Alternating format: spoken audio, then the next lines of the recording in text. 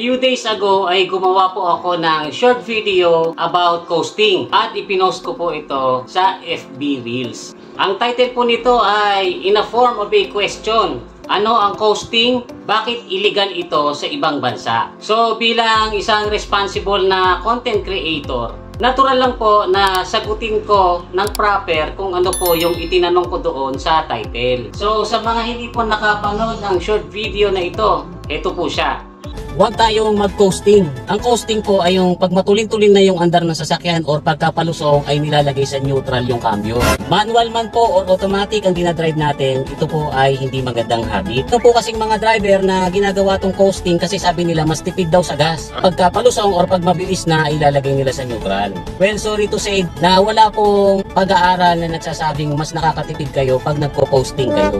Nasa ibang bansa katulad ng sa US, considered illegal po ang pagko-coasting. Kasi alam po nila na yan ay dangerous gawin. Sa ngayon guys, ang video na ito ay umabot na ng 100,000 views mahigit. Na nakakatuwa sana, kaya nga lang, hindi ko po inaakalang marami po palang mga nagko-coasting na hindi sumasang-ayon sa video natin. At dahil dyan, marami po akong tinanggap na pangbabash. Usually, yung mga ganitong klase ng mga comments ay dinidelete ko lang para po kasi silang mga buni na pag hindi mo ginamot ay kumakalat at parami ng parami. Kaya lang guys, kasi itong topic na ito ay tungkol sa proper na pagdadrive. At kapag ipipilit po natin yung mali at ituturo pa natin sa iba, pwede po tayong makadisgrasya. Kaya ginawa ko po ngayon itong video na ito para sagutin yung mga bashers at para makapagbigay linaw doon sa mga itinuturo nila na hindi proper.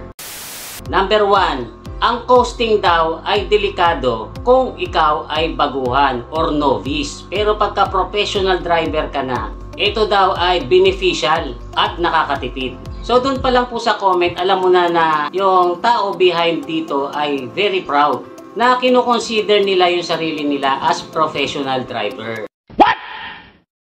Ang coasting po kasi ay napakadaling gawin. Mag-shift lang po kayo sa neutral, pagkatapos hahayaan nyo nang gumulong yung sasakyan pababa at inaalalayan nyo na sa preno. Hindi ko alam kung bakit ginagawa nilang batayan niyang pagko-coasting para ikaw ay tawagin na isang professional driver. Wala pong komplikado dyan sa paggawa niyan. Actually, ginagawa po yan ng mga bikers na katulad ko kasi ang bisikleta ay walang makina. So, wala po kaming choice kung hindi mag-coasting kapag palusong. Actually, mas complicated pa po kapag hindi kayo nagko-coasting. Kasi pag hindi kayo nagko-coasting, gumagamit po kayo ng tinatawag na engine brake. Ngayon sa pag-i-engine brake guys, hindi po yan inilalagay sa isang gear lang. Depende po kung gaano katarik ang inyong descent. Iminamatch po doon kung anong gear ang gagamitin. Kapag masyadong matarik at ginamitan mo yan ng first gear or second gear, napakabagal lang andar nyo yan. So ginagamitan po yan ng medyo higher na gear. Pag malapit na kayo dun sa halimbawa paliko, pagpepreno kayo, pagkatapos hahanapan nyo ulit yan ng gear na sasakto doon sa speed nyo.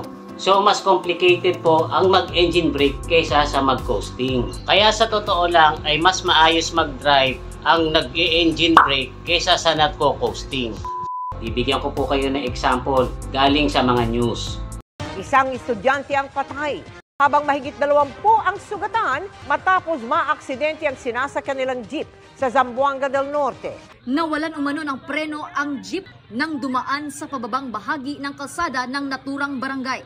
Ano ba ang nangyari?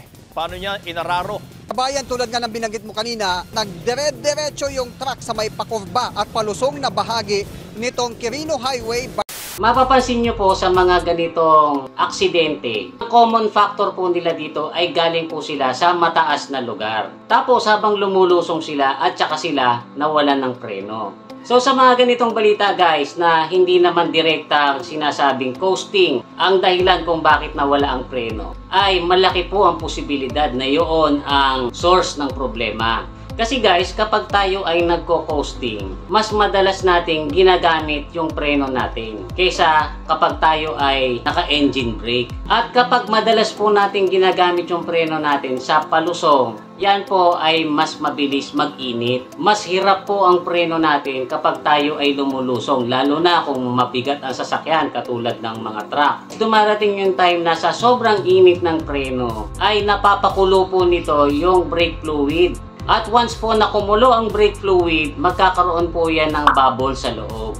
At pag nagkaroon po yan ng bubble sa loob, hindi na po siya magiging kasing effective or kuminsan nawawala na po talaga yung preno.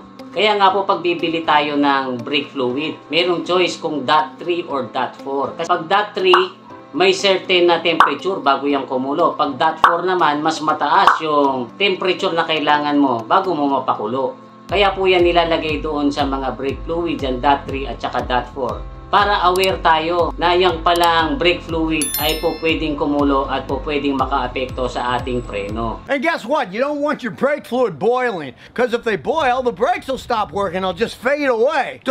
Ang isa pa ang mapapansin nyo sa mga ganitong aksidente ay hindi na nila nakontrol yung tulin kaya inararo nila yung mga sasakyan or yung mga tao. Hindi po yan mangyayari yung ganyang katulin na andar kung ang nagdadrive ay naka-engine brake. Lalo na kung sa low gear siya nakalagay.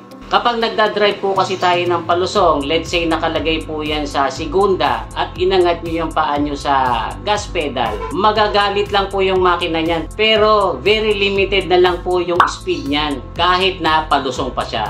So kung ako po ang tatanungin nyo kung bakit tumulin tong mga sasakyan na ito ng papalusong at nawalan ng kontrol, yan po ay dahil sila ay nasa neutral. Tapos nawalan sila ng preno dahil nagko-coasting sila, uminit ang mga preno nila at kumulo ang brake fluid. Kuminsan naman guys, hindi nga napakulo yung brake fluid. Ang nangyari naman, nag-init ng gusto yung mga preno to the point na nanikit na po ito at nag-lock. So kung matulin-tulin po ang andar nyo at nag-lock ang gulong, mawawalan din po kayo ng control. Mauuwi rin po yan sa disgrasya. Kung kayo po ay bumabiyahe sa mga matatarik na lugar katulad ng Baguio or Tagaytay, hindi po uncommon na makakita kayo kuminsan ng mga sasakyan na nasa gilid ng kalsada at umuusok yung mga preno. Kuminsan makakita kayo dyan, binubuhusan nila ng tubig para matanggal yung paninikit. Malamang hindi marunong mag-engine brake yung driver nun.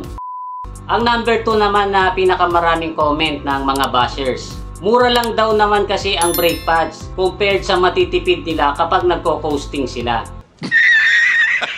Pwede po akong maniwala dyan kung ang brake pads nyo ay pinare-reban nyo lang pagka nauubos. Mura lang po talaga yon. O kaya naman, ang binibili nyong brake pads ay yung mga low-end, yung pinakamura, yung mga malalakas pumudpod ng rotor. Pero kung ang bibili nyong brake pad ay OEM, katulad ng mga ceramic na brake pads, hindi po mumurahin yan. Kung hindi kayo marunong magpalit ng brake pads, ibabayad nyo pa yung pagpapareplace nyan sa mekaniko, which is around 500 to 2,000 pesos. Depende kung gaano karami yung gulong na papapalitan nyo ng brake pads. Bukod pa dyan guys, kapag tayo ay nagko-coasting, hindi lang yung brake pads ang napupudpud sa atin, pati po yung rotor. At napa-overheat natin ang preno. Yang pong rotor ay possible na ma-warp or mabingkong. At kapag yan po ay nabingkong, yan po yung nagiging source ng pag pumipreno kayo ay magbabibrate. So ang rotor po, kadalasan yan nabibingkong dahil nag-overheat. At mas prone po sa overheat ang rotor kapag kayo ay nagko-coasting. Ngayon, pagka ang rotor nyo ay nabingkong na, kung makapal-kapal pa yan, po pwede nyo po yung ipa-repair sa machine shop. Ngayon, kung manipis na, wala na po kayong choice kundi bumili ng bagong rotor. Pero either way, yan po ay parehas magastos, lalo kung hindi kayo marunong gumawa. So ito naman po yung pinaka-popular na comments ng mga basher dun sa video natin. Malaki daw po ang natitipid nila sa pagko-coasting. Aaminin ko po sa inyo, kung ang sasakyan nyo ay old school, halimbawa yung mga dekarburador, maaari po na kayo ay makatipid. pero very minimal lang din po. Kung ang makina nyo ay EFI na, lalo na yung mga recently lang na lumabas, na makikita nyo pa yung display ng fuel economy. Sa mga ganyan sasakyan guys, ay hindi po kayo nakakatipid kung kayo ay magko-coasting. Kasi guys, kapag tayo ay palusong, nase-sense po ng ECU na yung sasakyan ay lumulusong or nagdi-descend. At kapag nase-sense niya po nang nagdi-descend yan, pagkatapos kayo ay nakalagay sa gear or hindi kayo nagko-coasting, ay sobrang kuunti na lang po ng gasolina or hindi niya na sinusuplayan ng gasolina yung makina dahil hinahayaan na lang ng ECU na umandar yung makina by gravity. Pero kung ikaw ay magko-coasting, ilalagay mo sa neutral ang cambio, ang gagawin ng ECU ay papaandarin niya pa rin yung makina in idle. Kaya kung ano po ang nagagastos nyo sa gasolina in idle, yun po ang magagastos nyo rin kapag kayo ay nagko-coasting. Cruise control set to 29 miles an hour in 4th gear, not coasting, approaching the same section of white wall here. The measuring the fuel consumption, no fuel. No fuel being used. The trip computer was displaying a blank, and that's because no fuel was being used. No fuel is being used. Gravity was pulling the car down the hill, turning the wheels and turning the engine.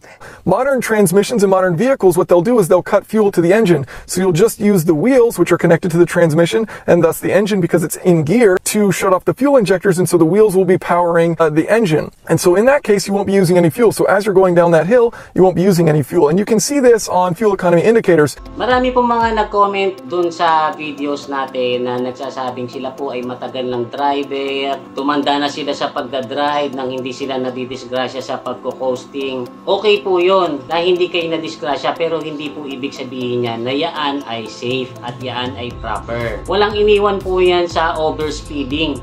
Ang overspeeding po ay hindi proper na pagmamaneho, pero hindi naman po lahat na nag-overspeeding ay nadidisgrasya. Pero hindi nyo maaalis na merong nadidisgrasya sa nag-overspeeding. Ganon din po sa pagko-coasting. Hindi po lahat na nagko-coasting ay nadidisgrasya, pero meron pong mga nadidisgrasya dyan. Inilalagay nyo lang po ang sarili nyo sa unnecessary danger. At kung meron po kayong sakay, halimbawa pamilya nyo, inilalagay nyo rin po sa unnecessary danger yung pamilya nyo. Not to mention, yung mga tao na nasa paligid nyo na po pwede nyong madisgrasya kung sakaling kayo ay maaaksidente. Yan po kasing mga isineshare ko ay hindi ko po yan hinuhugot sa imahinasyon ko. Yan po ay nire-research ko muna. Bilang parang public service na rin na makapagturo lalong-lalo na dun sa mga baguhan.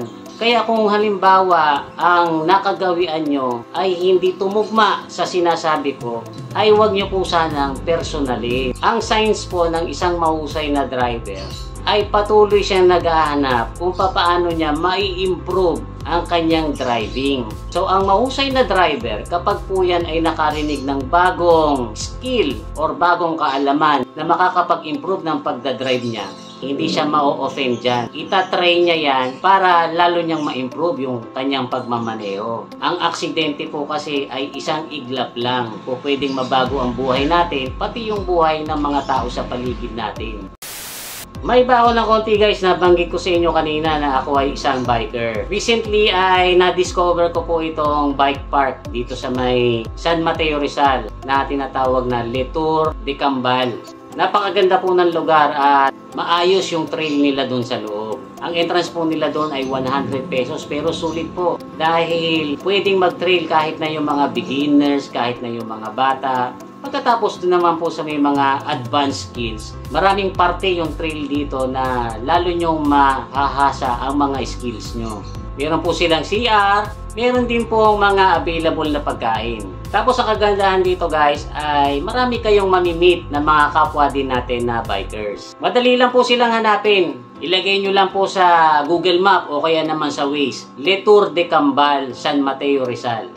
Nasa tabing kalsada lang po kaya hindi kayo maliligaw. So guys, I hope na meron tayong natutunan sa episode natin ngayon. Huwag nyo po sanang kakalimutan mag-like. Pagkatapos doon po sa mga hindi pa nagsusubscribe, pakipindot nyo na po yung subscribe button. Pati na yung notification bell.